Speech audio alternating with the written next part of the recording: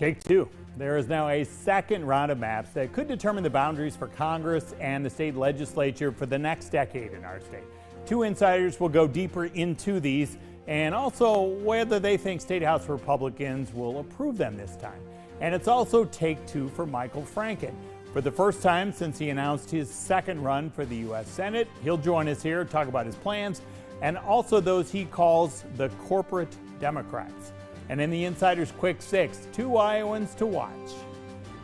From your local election headquarters, this is the Insiders with Dave Price. This Thursday, we'll find out if Republican lawmakers will accept the second version of the new district boundaries. The maps we had for the past decade, potentially this could be one of those that we will have for the next decade. The Legislative Services Agency, a nonpartisan group, drew these up for the U.S. House and the State Senate and the State House. Now, House Republicans didn't really have to weigh in the first time. Senate Republicans voted down the first set of maps. They thought that some of the shapes and sizes could be better in some of these districts. I asked two political insiders to look at these second maps. So the original maps that we're on right now and the second version, what stands out to you? Well, what stands out to me is right here with Marinette Miller Meeks. She has a decision to make. She currently represents the first district or the second district, and would represent the first over here, which has a lot of territory that she's run in the past. So, and she has a history of working in those counties professionally and stuff. So I think she's going to be drawn to that district. But you have a home there. This is where she's raised her family, so it's a decision to make. This is where it gets confusing because she lives and represents the second. The first is now on this new map in the southeast corner, but when you redistrict, her current home is in the third. Right? Correct. Right in Wapello County there in Ottumwa where she lives here. So how much pressure would be on her? Let's skip ahead and say Republicans do go ahead and accept this map next Thursday here. Will there be a lot of pressure on her to run against Cindy Axne in the third, or do they want her to move into what would be the first? I think it depends where she's at. I think if she's back here in Iowa, there's probably not a lot of pressure on that. But if she's in Washington, D.C., I think there's a lot of insiders that would say, hey, we like this matchup over in the third district. Axne? And then that creates, a ripple down effect with other people who have their eyes on a congressional seat that they think is, currently occupied by a Democrat. All right, Pete, you saw this. What stood out to you right away? Well, the thing that I thought was interesting was, and it's on the margins, but 3 is actually a little better for Congresswoman Axne than it was in the original map. We're talking just a little bit, but my folks had told me that her people felt it was a pretty good map, the first one. They were happy with it. They were willing to run it with it, and they thought they could run well with it.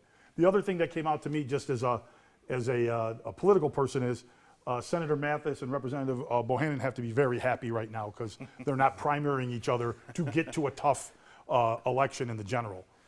Mathis's plan from the Cedar Rapids area was to run in what right now is the first, will be the second.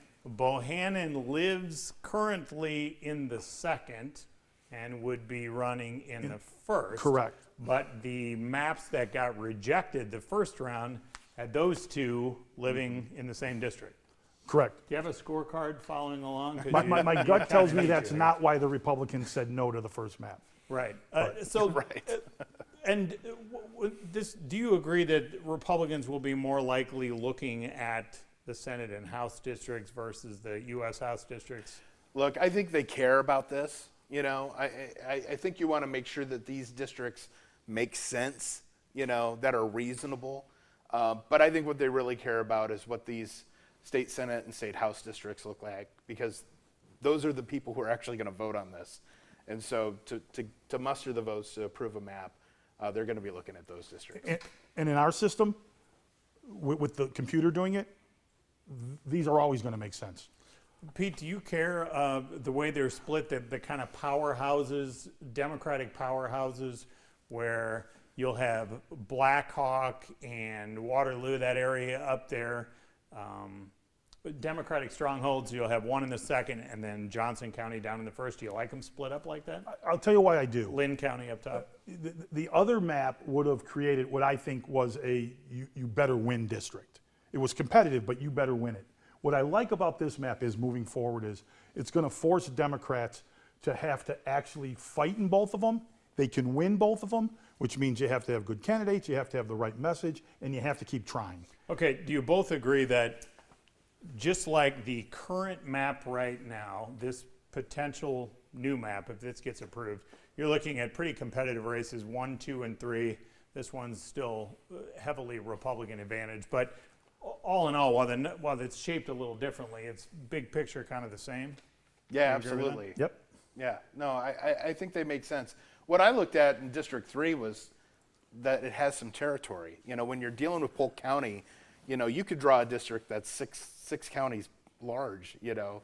And so having some territory, that's where Republicans are going to cut into that lead that they build up in Polk County every year. So I think the additional counties there look favorable for that.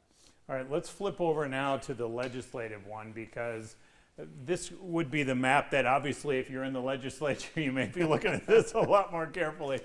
Pete, what stands out to you? Obviously, you look at this, holy cow, there's a lot of color. But The things, you're absolutely right, by the way. The legislature, I'll even take it a little further than Craig. They because we do it well, the Senate, the congressional districts are going to be fine. They don't care. They only care about making sure that they either maintain their power or build a base. The couple that popped out to me was the on the Democratic side, the potential Senate race between Garrett and Claire Celsey. Des Moines, West Des Moines. Yeah, I think those are two senators who describe themselves as progressive. So it's not like it's a different wing of the party. It's going to be a matter of what they can put together there. The other one that's interesting is when we were looking at it earlier, I saw Marty Anderson, who is retiring, but that district would have been drawn in with in Des Moines. In Des Moines with a KO Samad. The thing you have to remember is with the way the party is structured now, because of how Iowa has moved, the Democratic strongholds are going to be in the cities. So there's only so many ways you can draw that, and so there's still going to be Democratic districts, but it's a matter of who's going to have them and who's going to have to run against them to get it. So in his proposal, you'd have Congresswomen Axne and Miller Meeks in that same 3rd district, and about 6 state legislators would be combined into the same district. So they'd have to primary, retire, move.